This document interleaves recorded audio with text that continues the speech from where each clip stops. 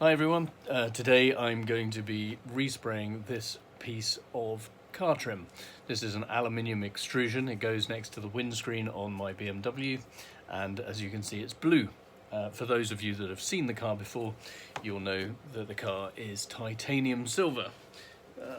I have some titanium silver car spray paint. I also have a tin of body lacquer. These are from Halfords, which may or may not be great, but others are available, of course. So there's going to be several stages to this. There's the preparation stage, which I've already started. This I've given a very thorough wash. This I got from eBay. It actually has been flown in from Lithuania. I've checked that it lines up. It is the right sort.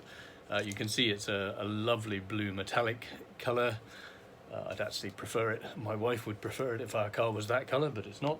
So I'm going to... this has been cleaned. I've washed it, I've brushed it and cleaned it with soapy water. It's been dried. I've had it over a radiator for a while, so it's dried off. I'm going to use some very fine wire wool, steel wool. I've got some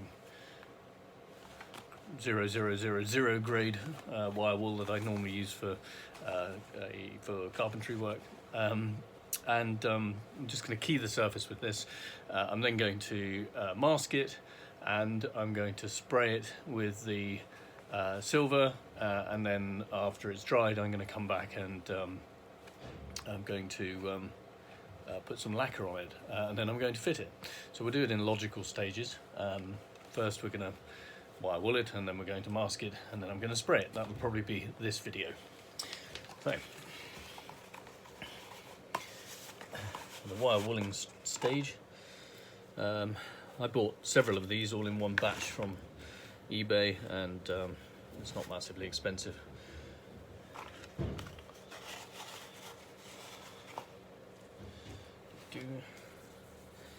There's just lightly wire wooling this. You can see it keys the surface, it takes the shine off it, and it means the paint will stick to it. Yeah, you can see it's making it dull.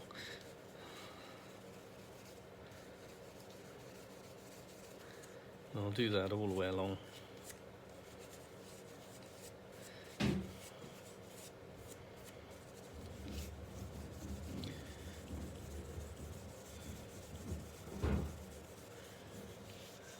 Mrs. Wardell's clattering with the dustbin outside, picking up leaves. And fine job too. Well done, Mrs. Wardell.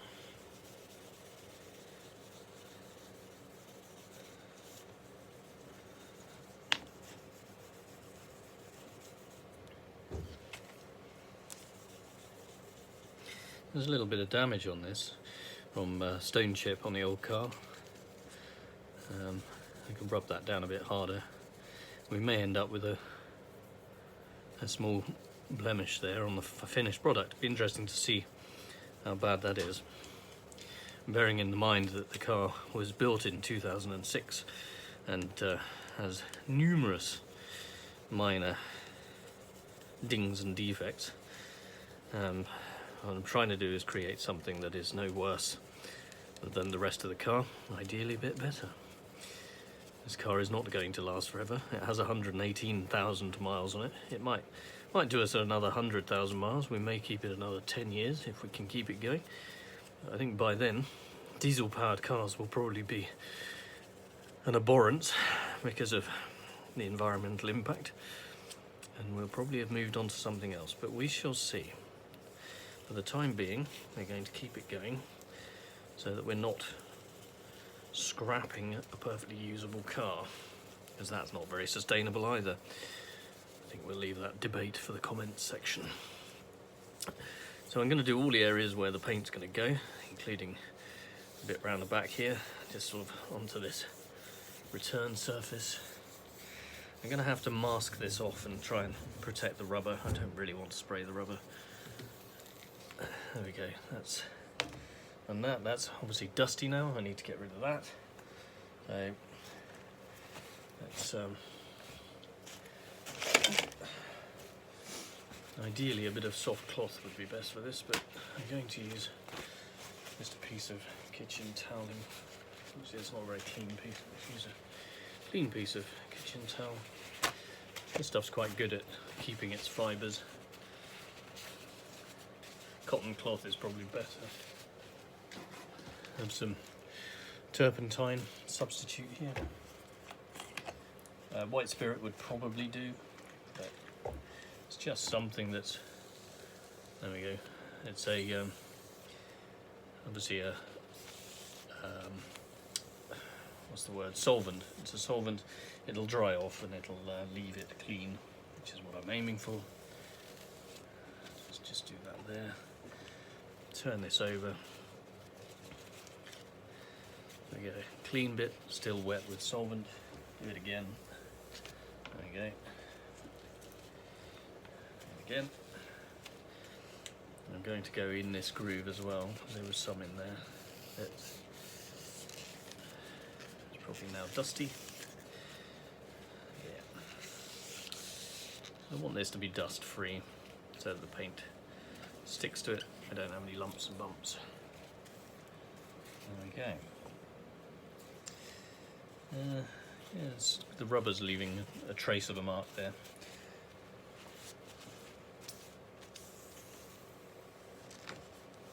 Right, okay. I think we're in a fairly good place.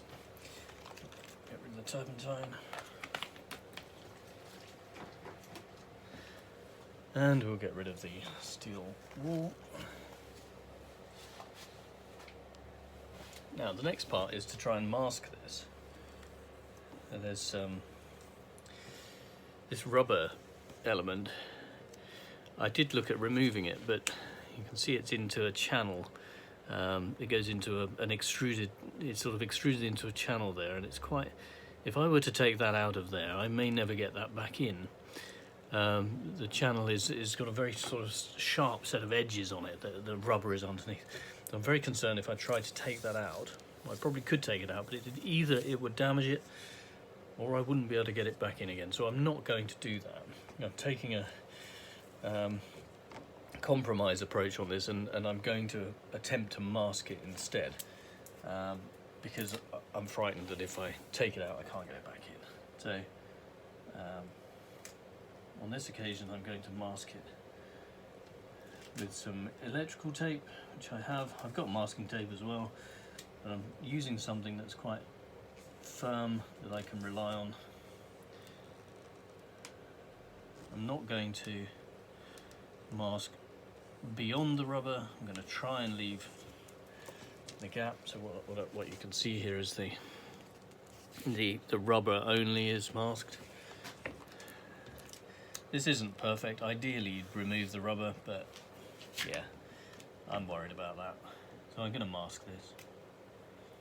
Take my time doing it. It's got to be right. Once the paint is done, as long as the paint's not too thick and it doesn't fill the gap between the rubber and the existing aluminium painted surface, that should provide an edge, and I should be able to clean the rubber of anything that does happen to get on it, and hopefully it'll produce a nice edge. We'll see though. That's probably going to be in video number 3, because this process is obviously going to take drying periods. So yeah, look for the series of videos, and we'll do this in relevant stages.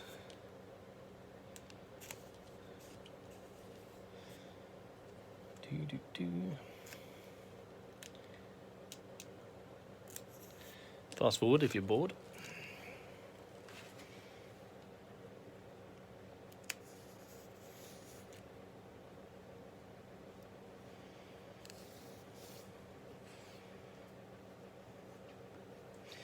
Try and go around the corner. Going to be tricky on the corner. Let's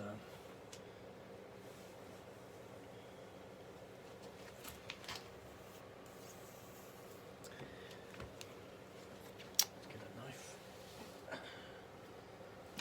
Okay.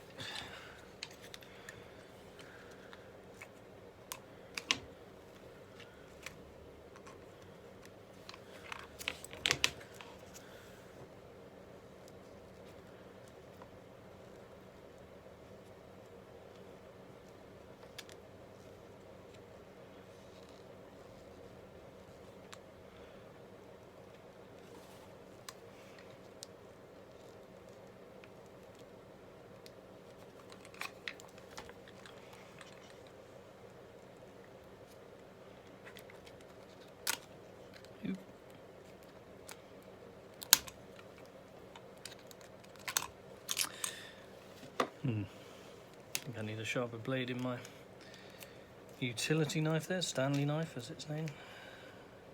Stanley's trade name. I think Stanley probably made the original ones and had copyright on those. Like Hoovers and vacuum cleaners.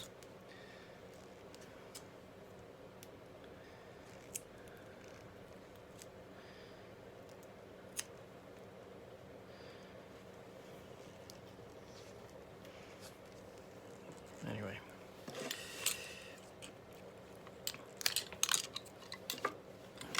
Trying to keep this edge continuous so that we get a decent edge for the paint to stop at, but it isn't easy.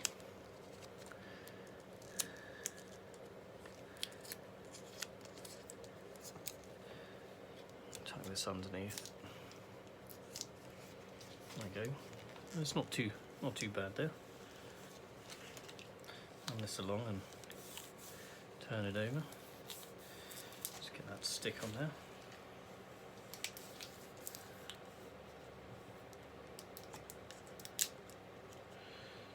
Edge of it there. Okay, that's pretty good.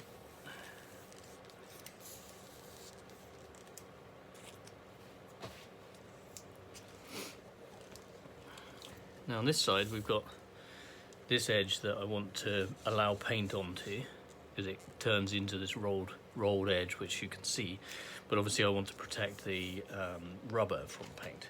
Doesn't matter how well it really gets under there, but it does need to be able to go under there to at least give a certain amount of coverage. I wonder if I do have some masking tape here. Have a go with it.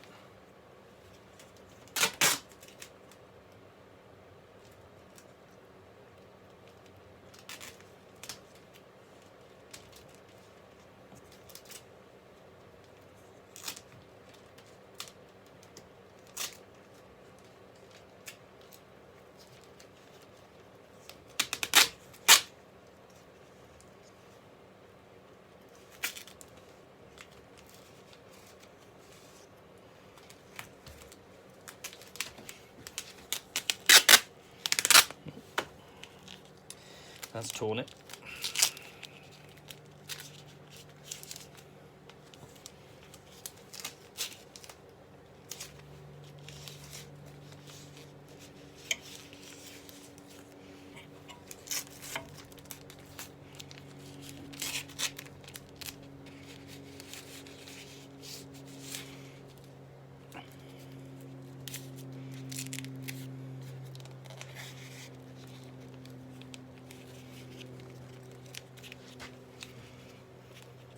So the important thing here is I'm allowing the paint to go into this area here, but I don't want it to cover any of the rubber.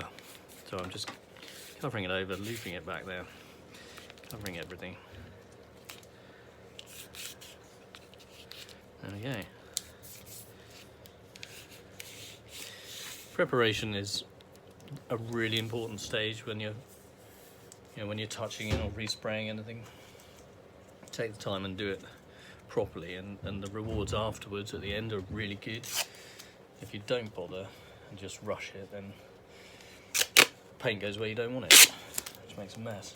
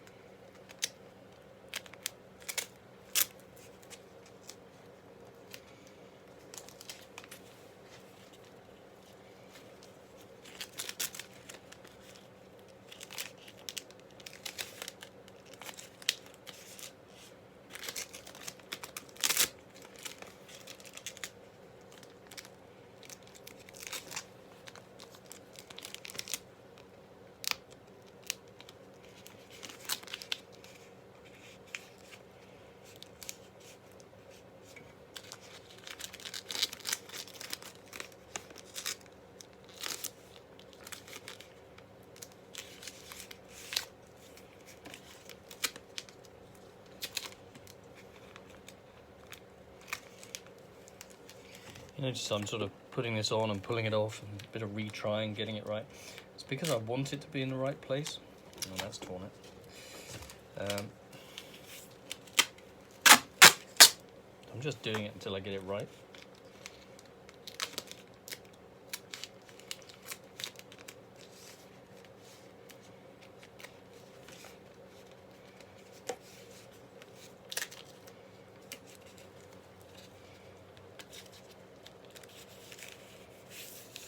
There we go.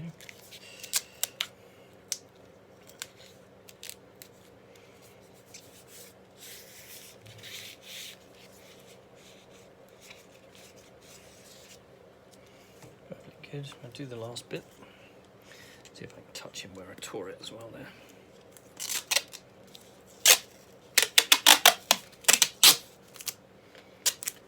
I think my masking tape's getting a bit old as well.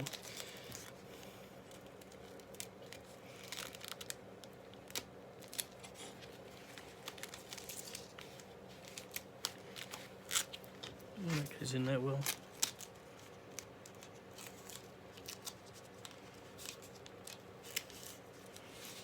That's going in there nicely. That's good. I like that. Tuck that one under there. You can actually tuck this under the rubber if you really want. But no one's really going to see in there anyway, so we're okay. This last little bit on the top here. See if we can get it in neat around this rubber. To mask the rubber off.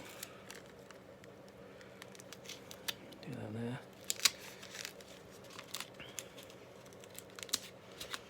Tricky bit.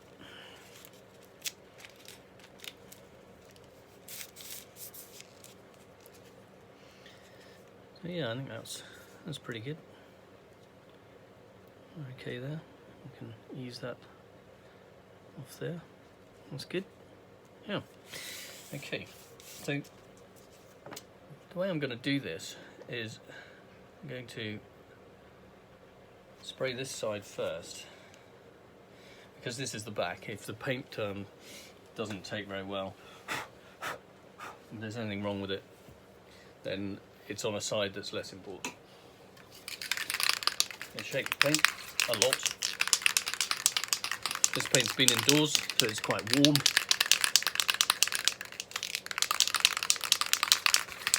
Probably says on here shake for 5 minutes or something like that.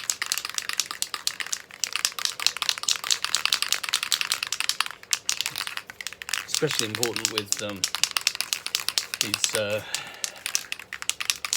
paints with metal particles in them, the metallic paints. You need to mix it properly. Otherwise one part of the spray will be shinier and brighter and another part will be duller.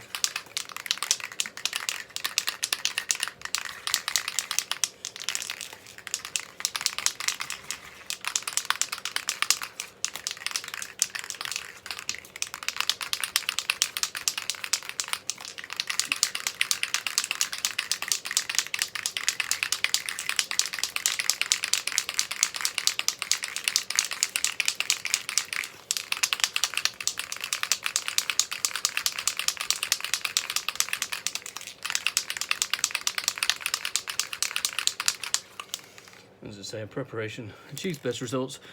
Prepare the surface thoroughly. Do not spray onto base metal. Always use a primer. We've already got paint on this. Last preparation stage before painting is to rub down the area with fine, wet and dry abrasive paper. We've used wire wool. The surface must be free from dust and grease. We've taken that off with turpentine. Clean with warm water and detergent, which we've done. Rinse then dry thoroughly, which we did as well. Terps came after. Protect the surrounding areas using paper and masking tape, which we have done. Ensure the can is at room temperature before use, which we did, and spray in a warm, dry, dust-free and windless conditions. Avoid spraying cold, damp and humid weather or in direct sunshine. Okay. Shake the can vigorously for 2 minutes. Cool, okay. And it says obviously turn it upside down to clear the nozzle afterwards, and it says to 10 inches, approximately 10 inches from the surface, 25 centimeters from the surface should be spraying. So we're should be spraying at this sort of distance from the surface, like sort of can's length. It's quite a long way actually. Okay, let's give it a go. Well, there's the lid, there's the can. And spray over here, just over there, make sure it works. And I'm going to spray like that. Wow. Gosh. That covered well. What does it say about between coats? Several thin coats between coats allow approximately 15 minutes for the paint to become touch dry between coats. Okay. Well, I've done that twice, so that's definitely a thin coat. It's probably a thick coat. I'm going to clear the nozzle if I can. It's a full can, so it's struggling to clear. And we'll come back for part 2. Thank you for watching part 1.